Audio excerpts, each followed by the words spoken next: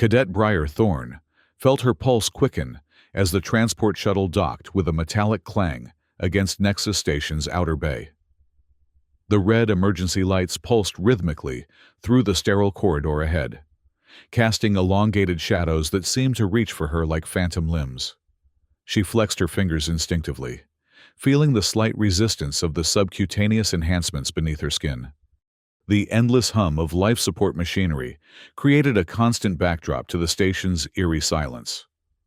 Briar's heightened senses, courtesy of the Genesis series augmentations, picked up minute vibrations through the deck plates. Something was wrong. The station's regular operational cadence had been disrupted. She stepped from the shuttle's ramp into the airlock, her posture perfect, movements fluid.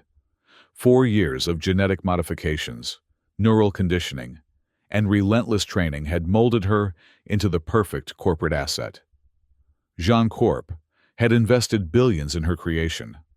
Not that anyone would ever use that word in her presence. Development was the sanitized term her handlers preferred. Captain Darius Novak waited on the other side of the airlock, his weathered face set in a permanent scowl. The moment the pressure equalized, he approached with heavy footsteps. "Cadet Thorne," he said, voice as rough as asteroid gravel. "Welcome to Nexus. Wish it were under better circumstances." Briar nodded curtly. "I was pulled mid-assignment. The brief was minimal." "That's because we're still assessing the damage," Novak growled, motioning her to follow.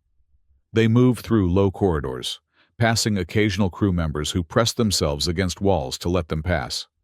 Their faces registered the same emotion: fear. 15 dead, Novak continued as they walked. Specimen breached containment 36 hours ago. Security protocols failed. Backup systems failed.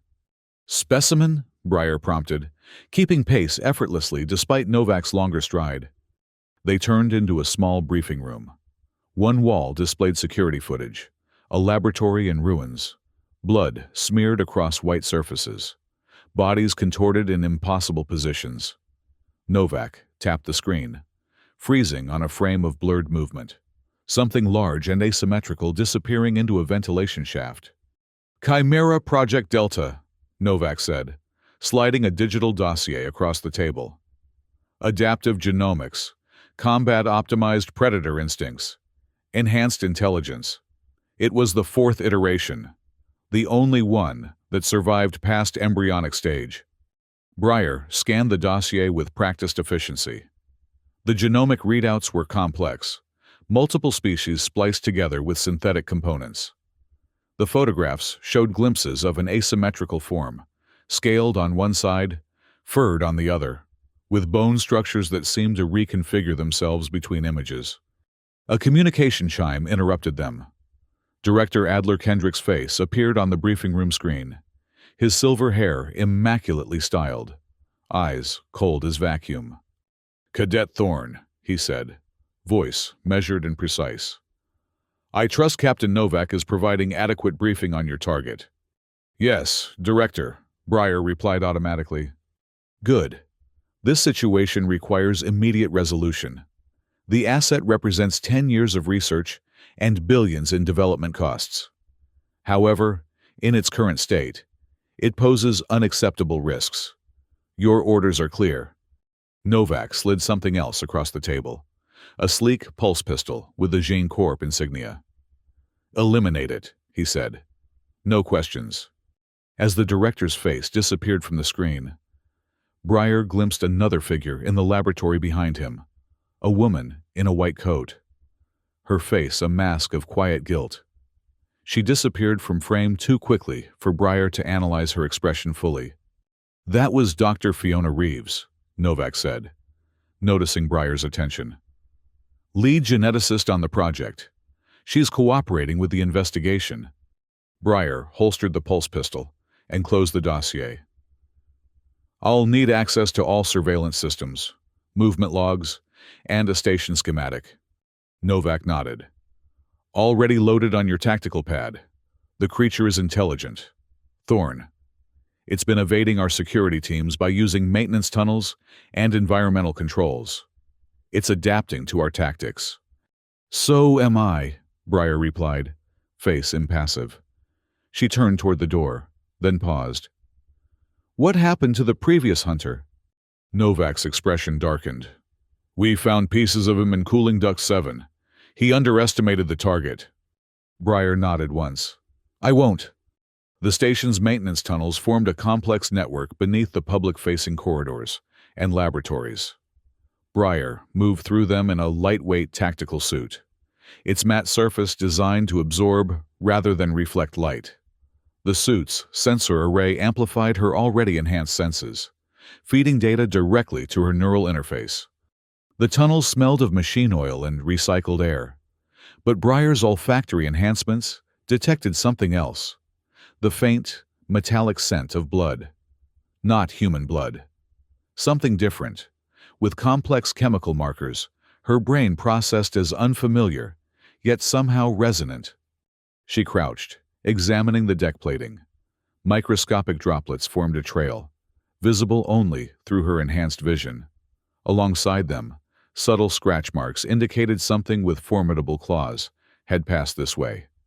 Central, this is Thorn, she subvocalized, the comm implant picking up the vibrations in her jawbone. I've acquired a trail in Maintenance Section D7, moving to pursue. Acknowledged, Thorn, came Novak's voice in her ear. Security teams are standing by at junction points. We're tracking your position. Briar followed the trail methodically, noting how it occasionally vanished only to reappear several meters ahead. The creature was smart enough to clean up after itself in places, creating false lids and doubling back. These weren't the movements of a mindless beast, but calculated evasion tactics. 3 hours into the hunt, the pattern changed. The blood droplets grew more frequent, forming small pools in recessed sections of flooring. The creature was injured more severely than the initial report suggested. Briar paused at a junction where the blood trail divided. One path leading toward the station's core, another toward the external cooling systems. She analyzed the blood pools, noting the varying levels of oxidation. The trail toward the station core was fresher, too fresh, too obvious. It's trying to lead me into an ambush, she murmured to herself. Briar chose the cooling system path, moving with increased caution. The temperature dropped steadily as she approached the massive chambers where excess heat from the station's reactors was dispersed. Steam hissed from vents, creating a shifting veil that limited visibility, even with her enhanced senses. The blood trail ended abruptly at a sealed maintenance hatch. Briar scanned for heat signatures beyond, detecting nothing unusual. She drew her pulse pistol and cycled the hatch lock. Steam billowed out as the hatch slid open, temporarily blinding her sensors. Briar stepped back, switching to audio enhancement. Something moved within the cloud, a whisper of scales against metal, the subtle click of claws. She fired into the steam, the pulse pistol discharging a concentrated energy burst that dissipated harmlessly against the far wall. The creature had already moved. Central contact in Cooling Chamber 3, she reported. Target is mobile and... The attack came from above. The creature dropped from a detached ceiling panel, its massive form colliding with Briar and sending them both tumbling across the deck. The pulse pistol skittered away into the billowing steam. Briar rolled with the impact, coming up in a defensive crouch. For the first time, she got a clear look at her quarry. Chimera Project Delta was a nightmarish fusion of predatory evolution. Its body combined reptilian scales with mammalian musculature. One limb ending in a 3-fingered hand, while the other terminated in razor-sharp talons. The head featured both insectoid compound eyes and a vertebrate's forward-facing predator gaze. Its mouth split open to reveal multiple rows of serrated teeth. Yet what struck Briar most was the intelligence behind those eyes, calculating, measuring, assessing her with unnervingly human awareness. The creature lunged. Briar activated her own enhancements, feeling the rush as her system flooded with combat stimulants. Her perception slowed as her neural processors accelerated, making the creature's movements seem almost languid. She sidestepped the initial attack, using the creature's momentum against it. Her fingers elongated as subcutaneous bone extensions pushed through her skin, forming her own set of claws. The Genesis series' primary close combat adaptation. The creature recovered faster than expected, spinning with impossible agility. Its tail, a whip-like appendage ending in a bony club, swept toward Briar's head.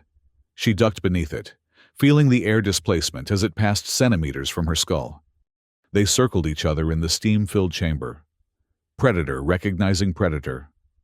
Briar noted how the creature favored its left side, an injury from a previous encounter. Perhaps. She feinted right, then drove her claws toward that weakness. The creature parried with its armored forearm, the impact sending shockwaves through Briar's enhanced skeleton. It countered, with a slash of its own talons, opening 3 parallel cuts across Briar's tactical suit. The material sealed instantly, but she felt the sting as her skin knitted itself back together beneath. The fight escalated in intensity, both combatants moving at speeds beyond human capability. Briar landed a solid strike against the creature's injured side, her claws penetrating between armored scales to draw fresh blood. The creature howled, a sound that contained elements of both animal rage and something disturbingly like human pain. It retreated into the steam, disappearing momentarily. Briar remained centered, tracking minute sounds and air currents. The creature circled, searching for an opening. "I know what you are," Briar said suddenly, her voice echoing in the chamber. "I know you can understand me." The movement in the steam paused. "You're intelligent. You're choosing your targets. The security footage shows you spared the lab technicians but killed the guards. Why?" A low hiss emerged from the steam. Not an answer, but confirmation that the creature was listening. "I have orders to kill you," Briar continued. "I always complete my mission." The attack came with explosive speed, not from the direction of the hiss, but from behind. The creature had thrown its voice, a tactic that indicated advanced cognitive function. Its full weight slammed into Briar, sending them both crashing against a coolant pipe.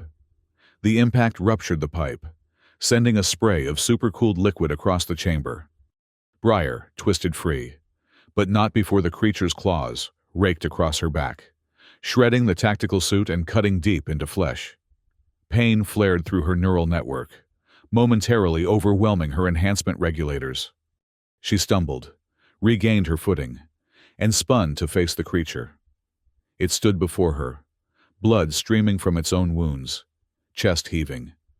For a moment, they locked eyes, hunter to hunter. Briar lunged forward, feinting left before dropping into a slide that took her beneath the creature's guard. Her claws drove upward into the soft tissue beneath its jaw, penetrating deep into what should have been vital areas. The creature convulsed, its limbs thrashing as Briar maintained her grip. Hot blood poured over her arms, staining the deck plates beneath them. The thrashing weakened, becoming sporadic twitches. Finally, the massive body went limp, collapsing to the deck with Briar still attached. She withdrew her claws carefully, stepping back to observe the fallen creature. Its eyes stared vacantly, compound structures no longer tracking movement. No breath stirred its chest. By all appearances, Chimera Project Delta was dead. "Central, this is Thorn," she reported. "Target is down. Request recovery team to cooling chamber 3. "Confirmed. Thorn," came Novak's voice. "Recovery team en route. Well done." Briar studied the creature's remains dispassionately. A complex organism, beautifully engineered in its way. She had expected more resistance from something with its specifications. Something wasn't right. The recovery team arrived 15 minutes later, led by Captain Novak himself. They secured the creature's body on a specialized transport gurney, applying containment fields as a precaution. "Clean kill," Novak commented, examining the wound beneath the creature's jaw. "Straight through the primary neural cluster, textbook execution." Breyer nodded, though uncertainty lingered. The creature's blood had an unusual scent, triggering recognition patterns in her enhanced olfactory system that she couldn't quite place. The body goes to Laboratory 7 for immediate dissection and analysis, Novak instructed the team. Director Kendrick wants to salvage what we can from the project. As they moved through the corridors toward the laboratory section, Breyer noticed a white-coated figure watching from an adjacent hallway. Dr. Fiona Reeves, the lead geneticist. Their eyes met briefly before the doctor turned away, disappearing around a corner. "Get yourself to medical for that back injury," Novak told Breyer. "Full report in 2 hours." While the medical technician applied regenerative compounds to the wounds on her back, Breyer reviewed the mission mentally. Something about the encounter troubled her. The creature's intelligence, its selective killing, the strange familiarity of its blood chemistry. And why had Dr. Reeves looked at her that way? Her thoughts were interrupted when the lab door opened, admitting the doctor herself. Reeves dismissed the technician with a curt nod. "Your healing rate is remarkable, Cadet Thorne," she said, examining the partially closed wounds. "The Genesis enhancements are functioning at optimal levels." "I'm designed to be resilient," Breyer replied neutrally. Reeves glanced toward the door, then lowered her voice. "You have questions about Chimera?" It wasn't a query, but a statement. Breyer studied the geneticist's face, lines of fatigue around the eyes, tension in the jaw. "Why did it spare some and kill others?" Breyer asked. "It recognized threats," Reeves replied, her hands busy applying additional regenerative compound to Breyer's wounds. As she worked, her fingers slipped something small into Breyer's palm, a data chip. "Like you would." Before Breyer could respond, Reeves stepped back. "You're cleared for duty, Cadet. The director will want to debrief you personally." Breyer concealed the chip within her tactical suit as she redressed. Whatever Reeves wanted her to see, it was clearly unauthorized. The sensible course would be to report the doctor's actions immediately. Instead, Breyer found herself in an unused laboratory late that night, the data chip inserted into a secure terminal. The screen flickered to life, displaying research logs and test footage. The first files showed Chimera in earlier stages of development, smaller, less fully formed, but already displaying signs of advanced cognition. It solved complex puzzles, used tools, even engaged in rudimentary communication through symbol association. Breyer watched as the creature grew in successive recordings, its capabilities expanding exponentially. One video showed it observing scientists through one-way glass, mimicking their movements with uncanny precision. Then came the genetic reports. Breyer's enhanced brain processed the complex information rapidly, understanding what she was seeing. Chimera Project Delta wasn't merely an amalgamation of animal DNA. Its base genome included human sequences, specifically, the same enhanced human sequences that formed the foundation of the Genesis series. Her series. The final file was a side-by-side comparison of Breyer's genetic markers and Chimera's. The overlap was undeniable. They shared fundamental building blocks, modified and expressed differently, but unmistakably from the same source. They were, in a very real sense, siblings. Breyer ejected the chip, mind racing. This information contextualized the strange recognition she'd felt during their confrontation, the familiar scent of the creature's blood. It explained why Dr. Reeves had looked at her that way. With guilt, yes, but also with a scientist's curiosity about how two related projects might interact. She needed more information, but that would have to wait. Her comm unit buzzed with an incoming alert. "Emergency in Laboratory 7. All security personnel report." Breyer arrived at Laboratory 7 to find chaos. Medical personnel rushed past with injured scientists on stretchers. Security teams established a perimeter. Pulse rifles trained on the laboratory entrance. "What happened?" she demanded of the nearest officer. "The specimen reanimated during dissection," he replied, face pale. Killed 3 scientists and 4 security before disappearing into the ventilation system again. Reanimated. The creature had played dead, a sophisticated survival tactic that had fooled even Breyer's enhanced senses. It had allowed itself to be captured, transported to the laboratory, and placed on the dissection table. Captain Novak emerged from the laboratory. Blood spattered across his uniform. His eyes found Breyer immediately. "Thorne, get in here!" The laboratory was a scene of calculated carnage. Bodies lay where they had fallen. Some security personnel. Others, scientists in lab coats. What struck Breyer immediately was the pattern. The security officers had been eliminated with brutal efficiency. Throats torn out. Spines severed. The scientists showed different treatment. Some killed quickly and painlessly. Others left completely untouched, huddled in corners or under tables. "It was conscious the entire time," Novak growled. "Monitored its vitals, kept them suppressed somehow. Moment the anesthesiologist administered the first sedative, it struck. Took out the armed personnel first, then selected specific targets among the scientists." Breyer examined the nearest body, a security officer with the rank of lieutenant. The killing strike had severed the carotid artery with surgical precision. "Where's Dr. Reeves?" she asked. "Wasn't here," Novak replied. "Scheduled for the secondary analysis team. Lucky for her." Or deliberate, Breyer thought. Had the creature somehow known Reeves wasn't present? Had it waited for a moment when she wouldn't be endangered? "I want you hunting again, now," Novak ordered. "Director Kendrick is initiating Containment Protocol Sierra. If we don't neutralize this thing in 6 hours, he'll vent the entire research wing into space." "There are still 57 personnel in that section," Breyer noted.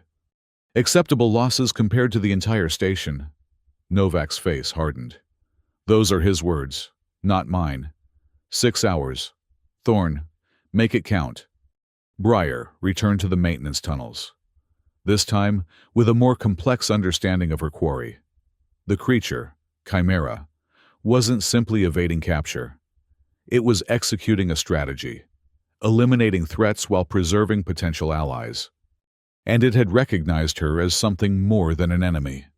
She followed a fresh blood trail, this time not bothering to subvocalize reports to Central Command.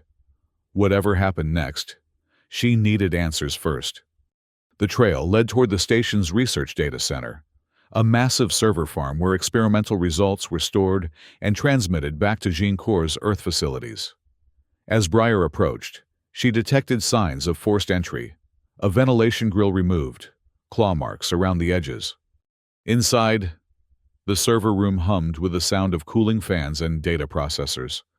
Breyer moved silently between the tall server stacks, senses alert for any movement. She found Chimera at a data terminal, its clawed appendage interfacing with the system in ways that should have been impossible for a non-human organism. On the screen, files scrolled past rapidly: research data, personnel records, security protocols. "What are you looking for?" Breyer asked, her pulse pistol trained on the creature. Chimera turned slowly, eyes focusing on her with that same disturbing intelligence. It made no move to attack, instead gesturing toward the screen with a taloned hand. Breyer risked a glance. The displayed file contained her own profile, complete Genesis series specifications, training parameters, and neural conditioning protocols. Beside it was Chimera's file, the genetic similarities highlighted. "You know," Breyer said, "you understand what we are to each other." The creature made a sound, not the animalistic hiss from their earlier encounter, but a series of modulated vocalizations that approximated speech. The words were distorted by anatomy, not designed for human language, but recognizable. "Weapon, like you." Breyer's training demanded she eliminate the target immediately. Her orders were clear. Yet, something deeper, perhaps the same instinct that had allowed Chimera to recognize her, held her finger motionless on the trigger. "Why kill some and spare others?" she asked. Chimera's compound eyes shifted, reflecting the terminal's light. Hurt us. Control us. Before Briar could respond, alarms blared throughout the server room. On the screen, a security alert flashed. Unauthorized access detected. Security teams deployed. They're coming, Briar said.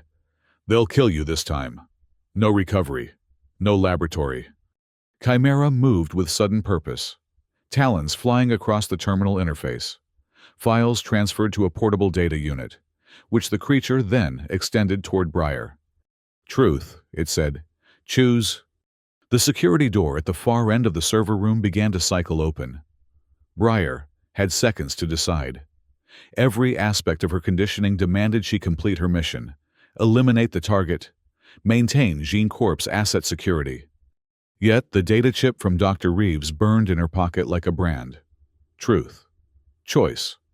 Concepts that had never been part of her training parameters. The security team burst through the door, pulse rifles raised. Captain Novak at the lead. "Thorn, take it down now!" he shouted.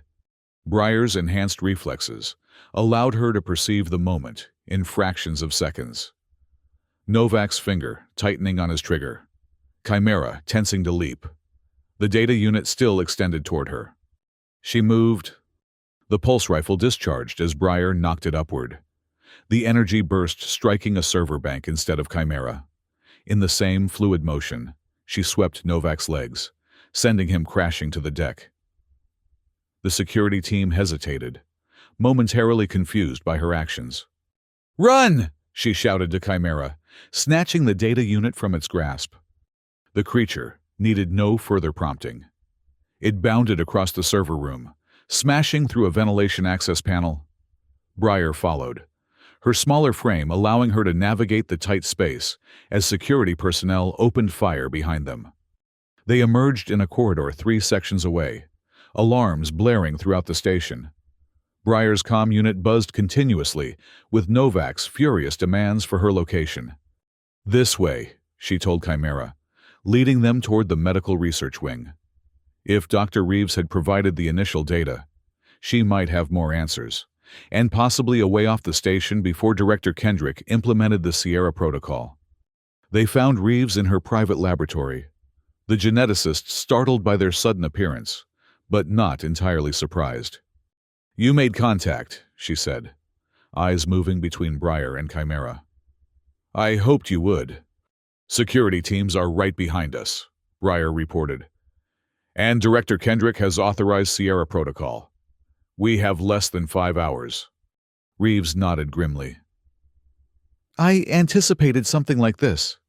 She moved to a storage unit, removing a case of medical supplies and what appeared to be small arms. "We need to disable your neural inhibitors first." "My what?" Briar asked. "The control mechanisms embedded in your limbic system," Reeves explained, preparing an injection. "All Genesis series operatives have them. Why do you think you never questioned orders before today?" Briar felt a chill that had nothing to do with the station's environmental controls. "You're saying I'm being controlled?" "Managed," Reeves corrected. "Your capacity for independent thought is suppressed when it conflicts with mission parameters." She held up the syringe. "Chimera's blood contains antibodies that can neutralize the inhibitors. We discovered it accidentally during cross-compatibility tests." Chimera made that strange vocalization again. "Freedom." Briar hesitated only momentarily before extending her arm. Reeves injected the serum directly into her carotid artery for fastest distribution. The effect was immediate and disorienting, like a pressure she hadn't known existed suddenly releasing in her mind. Thoughts, questions, and doubts she'd never been able to fully form crystallized with perfect clarity. The wrongness of her existence as a corporate weapon, the ethical abomination of Chimera's creation, the years of missions she'd carried out without questioning their purpose or morality. "How long have you known?" she asked Reeves, voice unsteady. "Too long," the doctor replied, guilt evident in her expression. "I helped create both of you. It took me years to recognize what we were really doing, manufacturing sentient beings as disposable assets. The laboratory door slid open before Breyer could respond. Director Kendrick stood in the entrance, flanked by security officers with pulse rifles trained on them. His silver hair remained perfectly styled, his expression as cold as space itself. "Dr. Reeves," he said calmly, "I'm disappointed but not surprised. Your ethical concerns were noted in your last performance review." "It's over, Kendrick," Reeves replied. "I've transmitted evidence of both projects to oversight committees on Earth. The legal violations alone will shut Gene Corp down." The director smiled thinly. "An empty threat. Our communications have been restricted since the containment breach. Nothing has left this station." His gaze shifted to Breyer. "As for you, Cadet Thorne, your conditioning appears to have failed." He removed a small device from his pocket, a neural control unit. Breyer recognized it immediately, though she'd never consciously acknowledged its existence before. The kill switch that all handlers carried. Pain exploded through Breyer's nervous system as Kendrick activated the device. She collapsed to her knees, every nerve ending firing simultaneously. Through watering eyes, she saw Chimera crouch protectively beside her, a low growl emanating from its throat. "Fascinating," Kendrick remarked. "It seems to have bonded with you. Perhaps there's still research value here after all." He increased the device's output. Breyer's vision tunneled, darkness encroaching from the edges.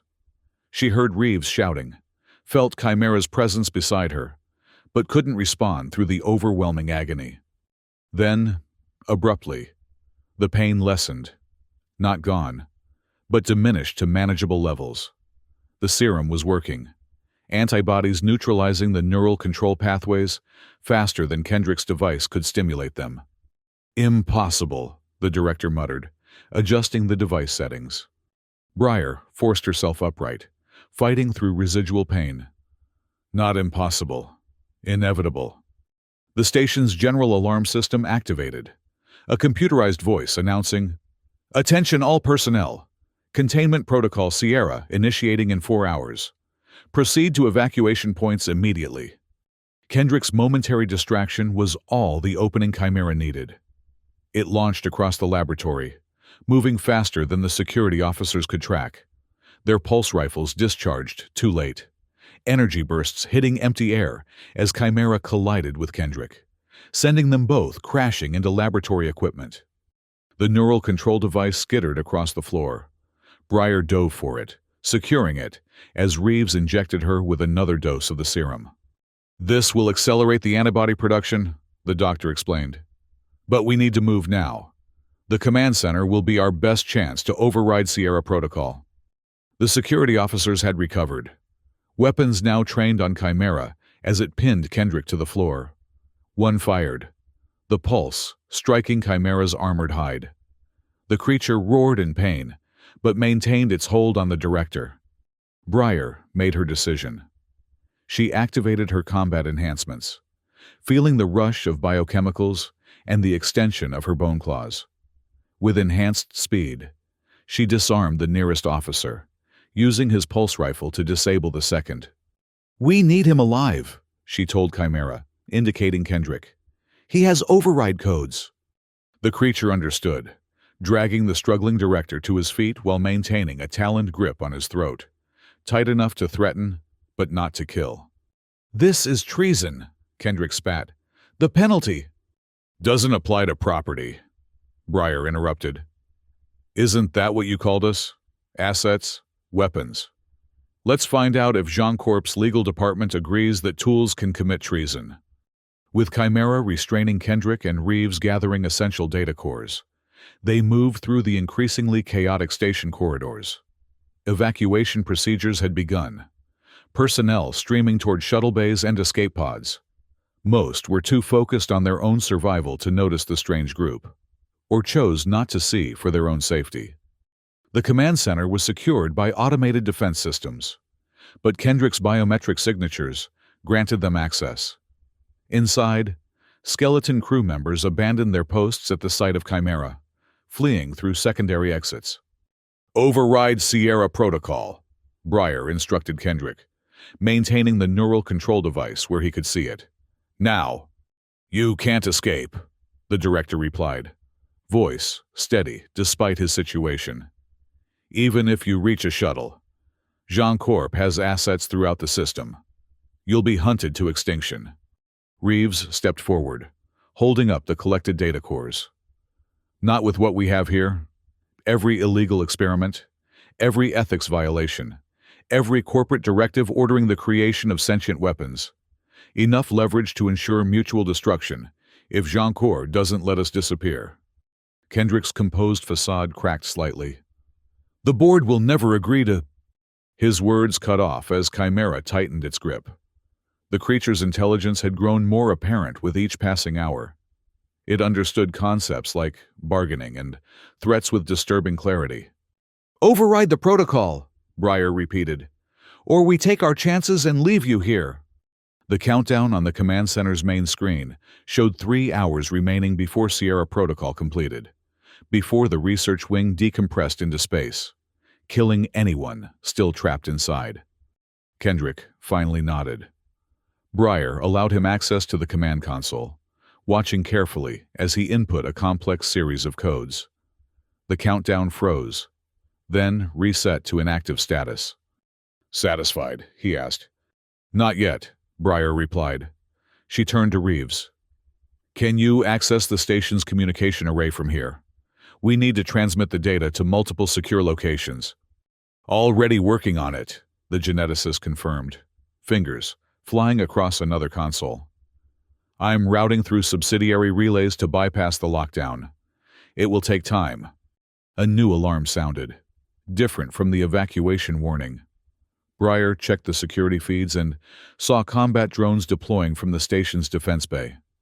"Kendrick has a dead man switch," she realized. "The drones activated when he overrode Sierra?" The director's thin smile confirmed her suspicion. "Standard security protocol. If certain systems are compromised, autonomous countermeasures deploy automatically. Those drones are programmed to eliminate all targets in the command center." Reeves looked up from her console. "I need 5 more minutes to complete the transmission." Breyer calculated their options rapidly. The command center had limited defensive capabilities against internal threats. The drones would breach the main doors within minutes. "We need to draw them away," she decided. "Give you time to finish the transmission and prep a shuttle." Chimera vocalized agreement, maintaining its grip on Kendrick. "Take him," Breyer instructed the creature. "We'll use him as leverage if we encounter security teams. Head for Shuttle Bay 2. Dr. Reeves will meet us there once the transmission is complete." "What about you?" Reeves asked. Breyer checked the pulse rifle's charge, nearly depleted from the earlier confrontation. "I'll create a diversion. The drones will prioritize a Genesis series operative as a primary threat." "They'll kill you," Reeves protested. "They'll try," Breyer replied. Her gaze met Chimera's compound eyes, a silent understanding passing between them. 5 minutes. Then get to the shuttle bay regardless of what happens." She didn't wait for further discussion, exiting the command center through a maintenance access point. The corridor outside already contained the mechanical whir of approaching drones. Breyer activated her full combat enhancements, feeling the system strain as it pushed beyond normal parameters. Without the neural inhibitors regulating output, she could access capabilities previously restricted, at the cost of potential cellular damage. The first drone rounded the corner, a spherical unit bristling with weapons attachments. It scanned her immediately, red targeting lasers painting her chest. "Cadet Breyer Thorne," it announced in a synthetic voice. "You are designated hostile. Surrender or be neutralized." Breyer responded by launching herself at the drone, moving faster than its targeting systems could compensate for. Her bone claws penetrated its armored shell, tearing through vital components. The drone sparked and fell, but 2 more appeared behind it. She ripped a weapon attachment from the disabled drone, a short-range pulse emitter, and used it against the newcomers. One took a direct hit, its propulsion system failing. The other evaded, spinning to bring its own weapons to bear. Briar dodged the energy burst, feeling the heat of near miss against her face. She needed to draw them further from the command center, give Reeves the time needed to complete the transmission. More drones arrived, filling the corridor with their mechanical forms. Briar retreated strategically, leading them away from the command center and toward the station's main laboratory, a larger space where her enhanced agility would give her more advantages. The laboratory doors opened automatically as she approached, security protocols recognizing her Genesis series implants. Inside, she vaulted over research stations and specimen tanks, using the environment to shield herself from energy bursts as the drones pursued. A plan formed in her tactically enhanced mind. The laboratory's environmental systems included emergency containment measures, force fields designed to isolate hazardous materials in case of a breach. If she could lure enough drones into position and trigger the system, Briar weaved through the laboratory equipment, allowing the drones to corral her toward the main research platform. Their numbers had increased to 12, nearly the station's full complement of combat units. Perfect. She leapt onto the central platform, directly beneath the containment field emitters. The drones surrounded her, weapons trained on her position. "Final warning," the lead drone announced. "Surrender or be neutralized." Briar smiled. "Neither." She slammed her fist onto the emergency containment trigger. Force fields shimmered into existence, creating an impenetrable barrier around the platform, trapping her inside with 3 drones, but isolating the rest outside the field. Before the trapped drones could react, she attacked with ferocious precision. Her claws tore through the first unit's sensor array, rendering it blind. The second drone fired, but in the confined space, Briar used the first disabled unit as a shield. The third attempted to breach the force field, only to have its propulsion system short out against the energy barrier. Methodically, she disabled all 3, then crouched beside the containment field controls integrated into the platform. The force field was designed to be manipulated from inside, in case researchers needed to adjust parameters during an experiment. The drones outside the field attempted to deactivate it remotely, but Briar had already isolated the platform's controls from the main system. They fired at the field repeatedly, energy bursts dissipating harmlessly against the barrier. A timer in Briar's neural interface showed nearly 4 minutes elapsed since she'd left the command center. Reeves would be finishing the transmission now. Time to move to Phase 2. Briar reconfigured the containment field, creating a narrow corridor leading toward the laboratory's secondary exit. The drones immediately converged on this new opening, fighting to enter the restricted space, single file, exactly as she'd anticipated. As each drone passed through the bottleneck, Briar ambushed it from a position of advantage, disabling its primary systems before it could bring weapons to bear. One by one, the combat units fell, until the laboratory floor was littered with mechanical debris. Her neural timer showed 7 minutes elapsed, longer than planned. Briar raced toward Shuttle Bay 2, hoping Reeves and Chimera had secured their escape route without her. She encountered no resistance in the corridors. The evacuation was nearly complete, most personnel having fled to escape pods or shuttles. The station felt eerily empty, emergency lighting casting long shadows across abandoned workstations. Pain lanced through her suddenly. Not the controlled agony of Kendrick's neural device, but something deeper. Her enhanced body was reaching its limits, cellular degradation accelerating without the neural inhibitors to regulate output. Briar stumbled, catching herself against a wall as her vision blurred momentarily. "Not now," she muttered, forcing herself upright. "Not when we're so close." Shuttle Bay 2 appeared ahead, its main doors partially open. Briar slipped through the gap, assessing the situation instantly. A single shuttle remained docked, its engines already cycling through pre-launch sequences. Near the boarding ramp, Chimera stood guard over a restrained Director Kendrick, while Dr. Reeves worked at the bay's control console. "Transmission complete, Breyer asked, approaching them. Reeves looked up, relief evident on her face. Yes. Data packets sent to 17 separate recipients, oversight committees, rival corporations, journalism outlets. Too many for Gene Corp to suppress. Her expression shifted to concern as she noted Breyer's condition. You're experiencing enhancement degradation. Side effect of operating without inhibitors, Breyer confirmed. Nothing critical yet. Kendrick laughed bitterly from his position on the floor. You see, without Jean Corb's constant maintenance, your systems will fail within days. You're designed that way. Planned obsolescence for weapons that might develop independence. Chimera growled, talons flexing near the director's throat. Is that true? Breyer asked Reeves. The geneticist nodded reluctantly. Partially. The Genesis series requires periodic recalibration to prevent degradation. But, she added, reaching into her case of medical supplies, I've brought enough stabilizing compounds to last several months. Enough time to develop a permanent solution. A station-wide announcement interrupted them. Attention! Unauthorized launch sequence detected in Shuttle Bay 2. Security measures activated. Massive blast doors began to close over the bay's exterior access port, the station's final defense against unauthorized departures.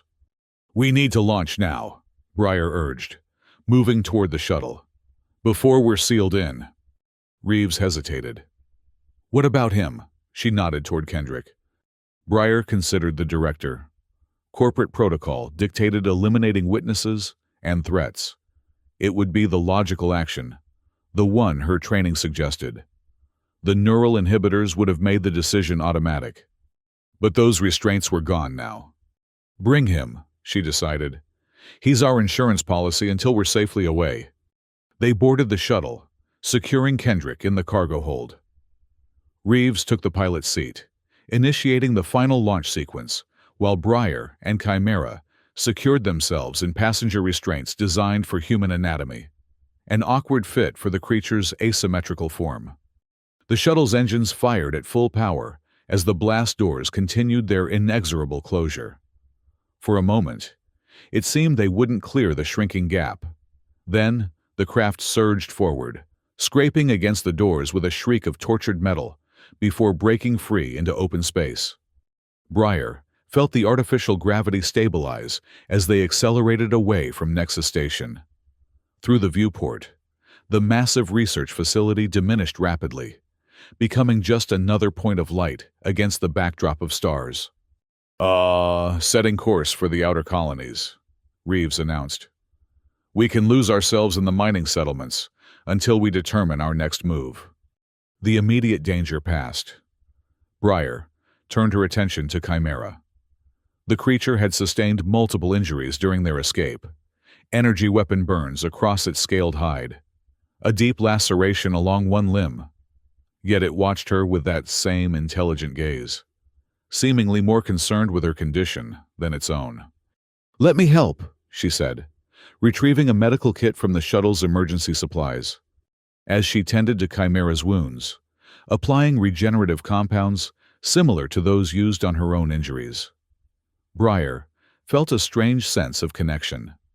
Not the artificial bond of shared mission parameters that Jean Corp had instilled in its Genesis operatives, but something more primal, recognition at a cellular level. Two created beings finding common cause in freedom. Your blood, she said, watching as Chimera's remarkable healing abilities accelerated under the treatment. It's the key to breaking the control systems. Unexpected outcome, Reeves commented. The shuttle now on autopilot. Chimera's immune system developed antibodies against the neural inhibitors as a side effect of its adaptive genome. When we cross-referenced compatibility with Genesis subjects, we discovered the potential. That's when I began questioning everything. Breyer finished bandaging Chimera's wounds, then submitted to Reeves's examination of her own condition. The doctor administered another dose of stabilizing compounds, reducing the cellular degradation to manageable levels. How long do we have? Breyer asked. With careful management of your enhancements and Regular antibody treatments. We can extend system stability indefinitely. Reeves replied, but we'll need resources, equipment. From the cargo hold came Kendrick's voice. You'll be hunted across every settled world. Jean Corp protects its investments. Breyer moved to the hold entrance, observing their captive. The director's composed facade had finally cracked completely. His silver hair disheveled, expression fierce with hatred. You were our most promising asset, Thorne, he said. Years of development, billions in research, all wasted on misplaced empathy for a failed experiment. Not failed, Breyer corrected. Just not what you expected. We both exceeded your parameters, became more than weapons. She turned away, returning to the main cabin where Reeves was examining the data cores they'd taken from the station. According to these records, the geneticist said, there are 11 other Genesis operatives currently deployed throughout the system, all with the same neural inhibitors, all unaware of their potential for autonomy. Then we find them, Breyer decided. Free them. Chimera vocalized agreement, the sounds becoming increasingly sophisticated, closer to speech with each attempt.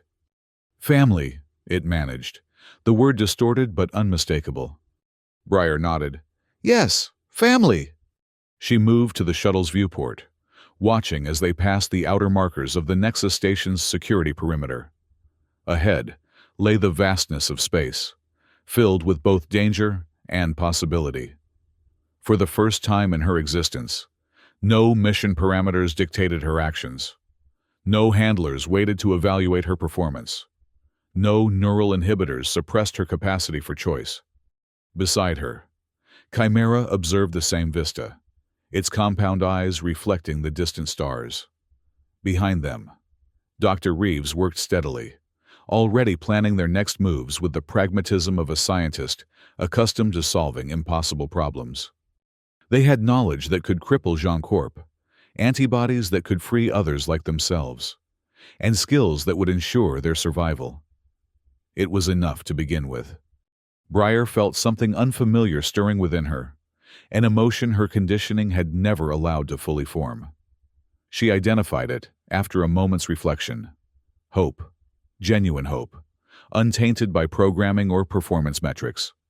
Earth's curve appeared at the edge of their viewport, blue and white and beautiful in its distant perfection. A world filled with people who had never questioned what corporations like Jean Corp did in orbital facilities and distant colonies. People who would soon learn the truth. What will you do? Reeves asked softly. Once we're safely hidden, what do you want for yourself? The question momentarily stunned Breyer. Want. Such a simple word, yet it encompassed a concept her existence had never been designed to accommodate. What did she want, now that choice was possible? She looked at Chimera, at the creature that had recognized her when no one else could, had seen past the weapon to the being beneath, at Reeves, whose conscience had finally overcome years of scientific detachment, even at Kendrick, whose rigid worldview had created them all, only to be undone by the very autonomy he'd tried to engineer out of existence. I want to be more than what they made me, Breyer answered finally. I want to discover what that means. The shuttle continued its course toward the outer colonies, carrying its unlikely assemblage of fugitives. Behind them, the data they'd released began spreading through communication networks, raising questions that Jean Corp would find increasingly difficult to answer. Ahead lay uncertainty, danger, and the constant threat of pursuit, but also freedom, the freedom to choose, to become, to define themselves beyond the parameters of their creation. For Breyer Thorne, former cadet and corporate asset, it was enough, more than enough. It was everything.